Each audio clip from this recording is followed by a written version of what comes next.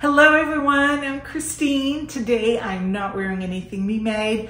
I did put on my patina blouse earlier, but I just blended into the walls too much. So I thought I'd put on an old favorite. This is ready to wear. I love the color and I was going to talk about the color, so I thought this would be a good one to put on. Today I'm going to talk about some fabric that I bought. I did make a little trip to a local fabric store intentionally to get something that I wanted to get before it was out of stock. It wouldn't be a trip to the fabric store without a tiny little impulse buy and a few more things. Then I'm going to go over what I've made and I will wrap up with talking about Frocktails. So to start off with, I'll start off with my impulse buy. I did go specifically to get something, and then I saw this nearby. This is a free spirit print, and I absolutely love this. My daughter-in-law has been putting the baby in clothes and kind of this vibe, this bohemian look, and I thought, let me run up a quick little romper. We're going to be going and visiting them in the next several weeks, and I wanted to have something to bring for the baby when I went, and this spoke to me. I only need 2/3 of a yard for the outer fabric and 2/3 for the lining. I am going to be lining it with this Moda fabric. This is a Moda Bella. I like Bella, the quality of the fabric, much better than the Kona cotton. So if you've not tried it, give it a try. It's only about $8 a yard, has a nice, smoother hand feel. The weave, I think it's a better quality fabric. So this is going to turn into a tailor romper. I'm going to be sewing it in the 9-month size. And from 2/3 of a yard, I can get anything from the 3-month size up to 24 months. So I should have enough left over to make a little elastic headband for the baby and maybe a scrunchie for Allie. I think that'd be cute. Give them a little matchy-matchy moment. And here's what I went for. It's a little bit kitschy, I'm gonna warn you with that. It is a fabric that I really wanted. I didn't buy when it was first issued. It's a Tula Pink. I just thought this is too kitschy. I don't need this. And then I decided I really wanted it and I couldn't find it anywhere for a price I was willing to pay. And that is Tabby Road. So I went with the cat, so the little kittens, the smaller print. And this is what I went to the fabric store after. I got a yard of this with the intent of making some journal covers and creative supply case covers. That's a So Sweetness pattern. I've made each of the grandchildren one when they went to kindergarten, and kind of wanted one for myself. You can make the small size for sewing things. And yeah, so that was totally for me. I intended to buy this.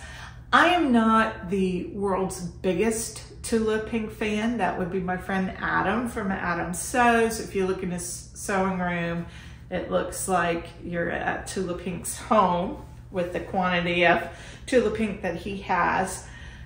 But this, I just wanted it. And there've been a couple that I have bought for cute little projects.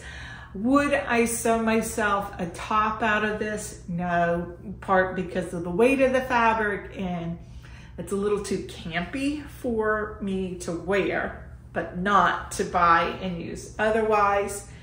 And this is the one of both of these. This was the main one I was after. I know, I'm a weirdo, the little cat food cans.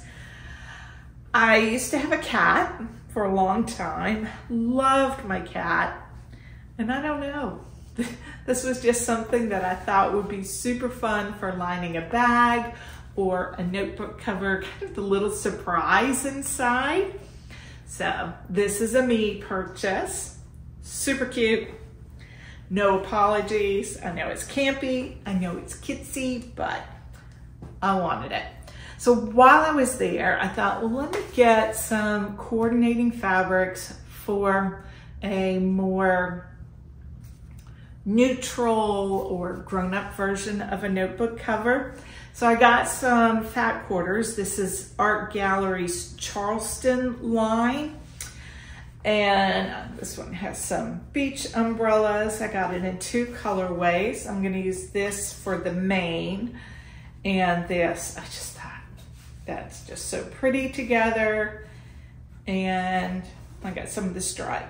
So I wanna make a notebook color for my daughter-in-law, Allie's mother. I do know she journals, and I thought that would make a nice little Christmas gift, kind of grandmother to grandmother, for me to make for her. And I'm looking forward to making this. Now, she follows me on Instagram, so I wouldn't post it there, but I don't think she follows my sewing channel, so it's safe to talk about it here. So those are in some upcoming plans. The baby outfit, not gonna lie, I'll probably run it up tonight. And the others will be things that I just fit in as I have time, because I promised myself I'd get started on my Christmas sewing earlier. And so far I've sewn one Christmas gift. I'm gonna show you here. I did not post this to Instagram because this is a gift that I intend to give my daughters-in-law and my sisters-in-law. And this is the Merchant Mills Costermonger bag. This is such a cool pattern.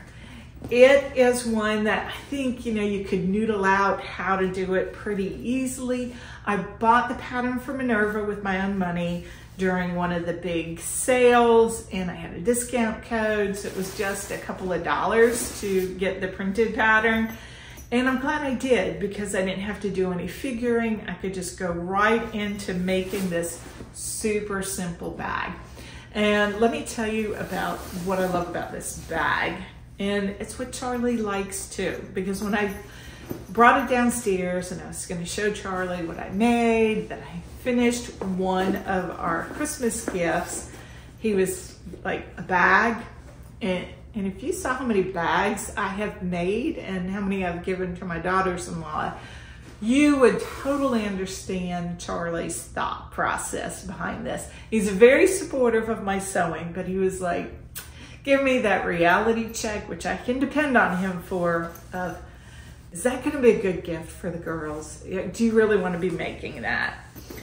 But I described what I loved about this bag and showed him, and instantly he thought this would be the perfect gift. So I sewed this one, this will be Lottie's, out of a water-resistant fabric. This was one of my Minerva brand ambassador makes, and it's polyester. It's very heavy duty, very rugged, and I think this is gonna be really good service for her. What I love about the bag and what makes it special, other than it's really quick to make and easy to make, is you have these sliders. I used adjustable sliders because that's what I had. It doesn't call for it, but I think that is a good idea. Then you don't have to worry about the straps flowing through the sliders. Nice and easy. My good friend Maddie of Maddie Sews, who's also the woman behind Inspired Leather and behind Project Dress-A-Girl, cut 3 sets of straps for me. These are leather straps. She conditioned them with olive oil. They'll get some patina over time. Such a nice gesture for her to make these for me. She and her family came and spent a few days with me this summer. And you may, if you follow Maddie, have seen her video where she shopped her friend's stash, and I was the friend. I loved reading through the comments. So many people were like, oh, Christine was so generous. I wish I had a friend like that. Well, she worked for it. We went through my stash and did a little bit of organizing, as well as, would you like this? Would you like this? And I was a little bit of a fabric pusher. I had too much and I needed to get some of this out of my stash.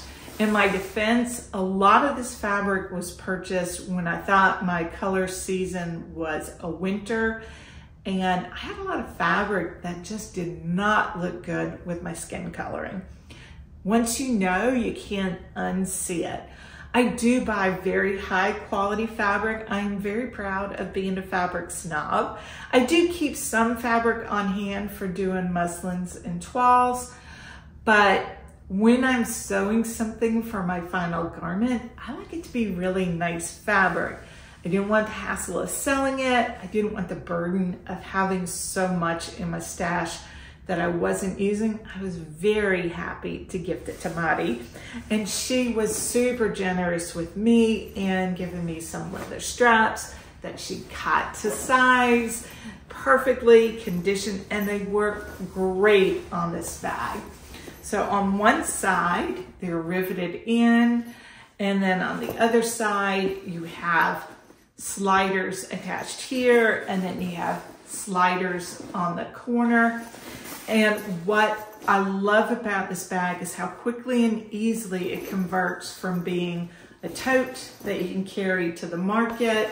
In particular, my daughter-in-law Lottie rides her bike a lot, and so she can be carrying the bag around, and then when she's ready to head on the bike to go home, she can just pull the straps. There's no fiddling to adjust them to convert it from tote to backpack. These leather straps just go so freely with the sliders, and I'm happy that I decided to do the leather straps instead of the fabric straps. There's a facing in the top. Now I have stuffed this bag with plastic grocery bags. I was calling them reusable because we use them many times in our house. And it finishes off the front, but it's just one big open bag. It's meant to be super simple.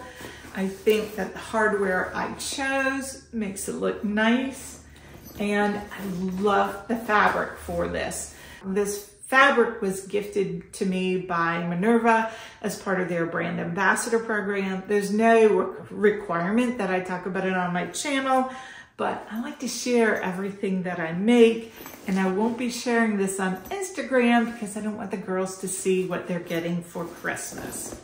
So super happy with the Costermonger bag by Merchant & Mills.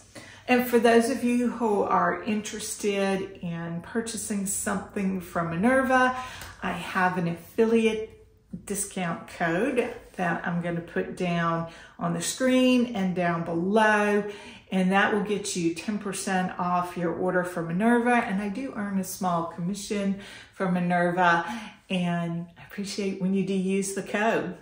The other item that I sewed this week was for my niece. She is 12, she'll be 13 in the spring, and Violet Field Threads recently had their big birthday sale, and I asked my niece to look through the patterns and see if there's anything that she would like for me to sew for her or for us to sew together. She's learning to sew, she loves fashion, and I'm so excited about doing some sewing with her and also making some things for her.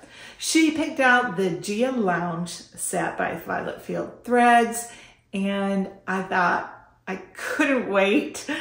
I was not going to print up the entire pattern on my home printer, but I did print up the top. I had recently taken her measurements, and she is small for her age. She's the smallest in her class, and according to her measurements, she came out as a size 10, but needing more length along the top. So I sewed a size 10 lengthened to 12, and I went wrong in two ways. One, I used just what I had on hand, and the exterior fabric was a little bit thicker and not as stretchy as what I think the pattern intended. And if I were to sew it up in that size or in that fabric, I would definitely need to go up in size. I need to go up in size anyway, because just because the measurements match does not mean that it's going to be a good fit, which is why we muslin.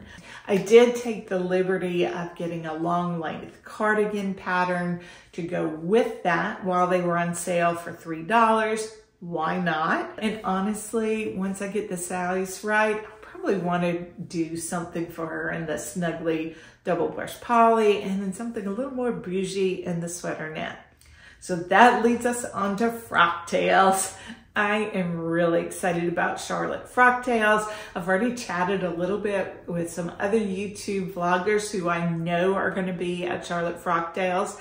Definitely Izzy and Marianne, her daughter from Dizzy Quilts and Sews. And I know that Cynthia from Mountain Accents is going to be there. Carol from Polly Sews is coming.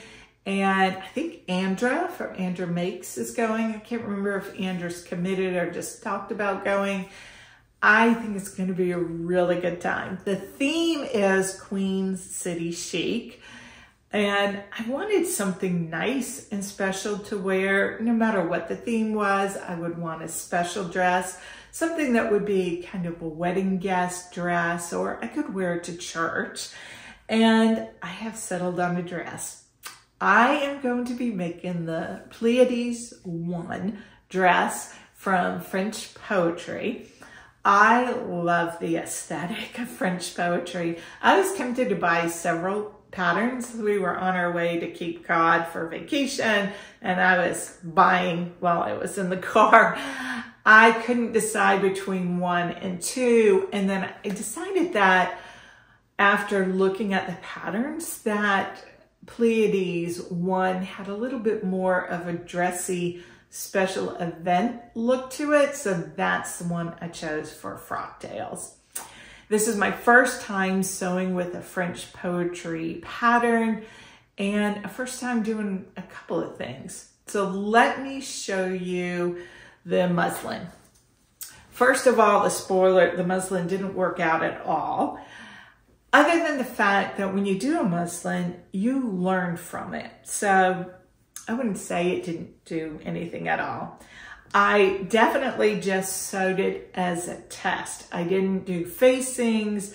I only did one sleeve. I didn't put in the invisible zip because there was no point because it was too small. It was falling way off my shoulder, and it was a little restrictive in the back.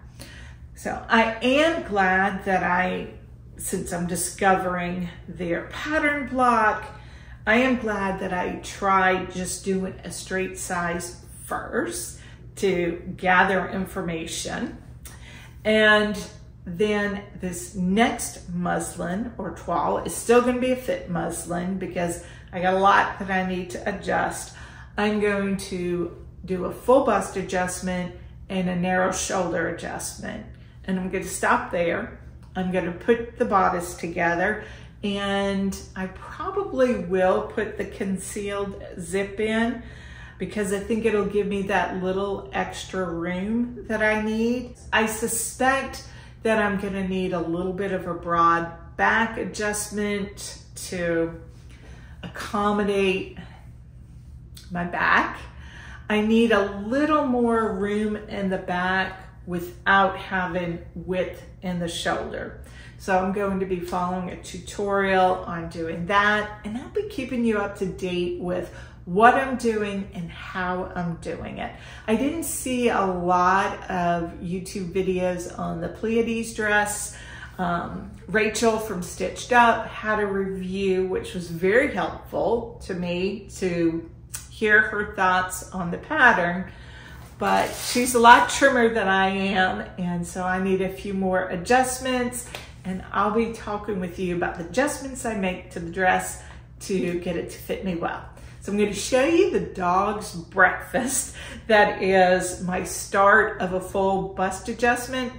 I was working on this while I was chatting online with my friends. We were Zooming, my Sew sisters, and I was a little distracted. So I was following along with the written tutorial on French Poetry's website. They have helpful tips on how to do a full bust adjustment on the Pleiades, which does not have any darts. It also has that angled waist, and it also has gathers at the shoulder. So the front piece actually fits like right in here. So it's more on the front of the bodice with the back coming towards the front. Really pretty gentle gatherings, and that's how they manage the fullness of the cup size. The size that I sewed, I think I mentioned I did a size 20. That's in their larger size range, so that's a D cup. I did need a little more space. I'm doing the full bust adjustment, and this is my first go while I was chatting. I made a few mistakes that I thought of when we got off the Zoom call. I thought, well, let me call it an evening and go to bed. I'm a terrible sleeper, so I was like thinking about this and the adjustments I needed to make when I should have been dropping off to sleep. And I realized two things when I was distracted while making adjustments, that I did my pivot points from the cutting line here and not the seam line. And I wasn't particularly paying attention to how flat the pattern was, and it really needs to be flat to come out correctly. But this is a pretty fair representation of the cuts and lines you draw in to make the adjustments. When I do my next version and the next time I come on with you, I'm going to tell you how I got on with this, the video tutorials that I watched to build confidence in doing this myself, and any issues that I might run into or not run into. So full bust adjustment first with the narrow shoulder adjustment. Then I'm going to do my next fitting muslin, and we'll see where we go from there. The actual construction of the dress is not difficult. I think it's one that I will really take my time with and not try to speed through, which is why I'm working on it now when Frocktails is mid-October. And also I'm super excited about this. I couldn't wait. I just needed to get started. I wanted to give myself plenty of lead time so I could make these adjustments. It's been a while since I've sewn in a concealed zipper, only because I just haven't needed to sew one in. So I'm gonna take my time with that. Rachel from Stitched Up has a brilliant tutorial on how to very accurately sew in a concealed zipper. I'm gonna link her tutorial down in the comments section below. I think it's well worth a look. I'm going to be revisiting that before I do my zip. I'm not really nervous about them. I've done it before. It's just been a while, and I do have a concealed zipper foot, which makes it a lot easier. Sometimes it is definitely worth getting the right equipment. So that's my frocktail dress. The other thing I wanted to talk about was my Lyra dress. I did not get to meet up with my friend who's an expert seamstress who is going to be helping me to fit and make adjustments on the Lyra dress for various reasons. One of them, my mother-in-law passed away while we were on vacation, and we just didn't get to meet up. But I do have every confidence that I can make those adjustments to get the Lyra to fit me really well. Turns out I really do like that dress. For something that initially when I made it, I thought maybe I just won't put the time and effort into getting that dress to fit me well, to a real turnaround. I love the fabric. It's Lady McElroy poplin, and I've become a bit of a super fan for this poplin fabric. And I've not been a big poplin fan because of the structure, but on this dress, let me tell you, I packed this dress. It was ironed because I iron as I go when I sew, and I usually give a final press. And I wore it before I went on vacation, loved it. It was still clean, so I folded it up, put it in my suitcase, traveled 2 or 3 days to Cape Cod, unpacked it at the final destination, hung it up. I wore it twice while we were on our 2-week vacation, packed it up, brought it home. I took it out of the suitcase, ready to throw it in the wash. And I was really surprised that it wasn't more wrinkled than it was. So I thought I'll pop it on the hanger and then I'll take some photos of it before I throw it in the wash so you can see how this fabric performed. And I'm pretty impressed with it. I would never have guessed that this dress was worn once or twice, packed, worn twice, packed again. And when it was in the suitcase, it was in the suitcase for a couple of days. We don't drive from Charleston, South Carolina to Cape Cod, Massachusetts, which is 1,000 miles. We don't do that in one go. We usually do it over 2 days time. Sometimes it'll be 3 days if we're doing some visiting. I want to thank y'all for the kind words, thoughts, and prayers that you sent to me in regards to the passing of my mother-in-law. So many of you have been praying for her and for our family. It's been a sad but beautiful experience, and I thank you so much for your support. It really means the world to me and to Charlie. It's going to be an adjustment for us because my mother-in-law was absolutely wonderful, and she's going to be missed. We're grateful she's no longer in pain, but we're human and we miss our mom. So thank you so much. I do appreciate all your support, kind words, and prayers. So back to Frocktails before I get emotional. I am so excited about this dress, which is why I had to get started on it right now. I wanted to let you know the fabric I'm going to be using. It is very similar in color to the top that I'm wearing today. It is an art gallery fabric that I've had in my stash for a while. I've always thought it was beautiful. I have plenty of this to make the dress, and I'll probably have some left over.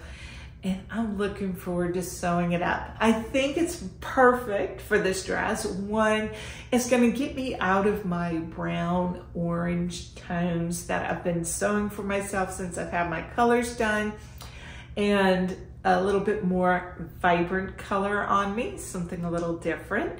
But also it's gonna match the name of the dress. So Pleiades is a celestial system, and my fabric is moons in different phases. So I think that's gonna be just perfect. I'm looking forward to getting it sewn up. I am also thinking about what might I like to make with this. So if I were going to a Charleston Frocktails, I would probably be just fine with just the dress for this time of year because it's still really warm in October here. But in Charlotte, it might be a little cooler in the evenings. At least that's what I'm hoping I'm gonna find when we go.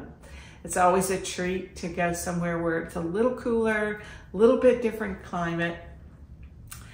And I think I would like some type of wrap or maybe a bolero jacket. Now I'm going to finish my dress first because I need to not put the cart before the horse. I got to get my dress finished.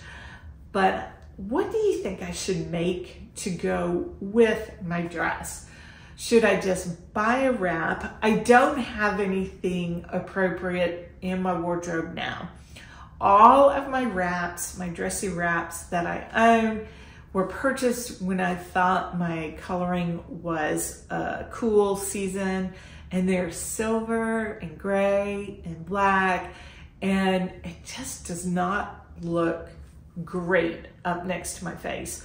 Once you know, and you can't unsee it. I don't want to wear something flattering. I want to wear something special to go with my Pleiades dress. So I could go look and find a wrap to go with my dress, or maybe I could make a bolero jacket. So what do you think? What should I make to go with it? Because I would get some wear out of it. We don't have harsh winters, so something like a wrap would be perfect for the getting in and out of the car, going to church or a wedding or a special event. It would be perfect. And I could use something dressy to go with a nice outfit. I don't have anything in my color schemes that would work with that. If you have any ideas of what I should pair with it, hit me up below. And if I get that done, maybe I'll look at making a bag for this occasion. Let me know what you think. I'd also like to know what you're working on. I hope you have a joyful week, and I'll see you soon.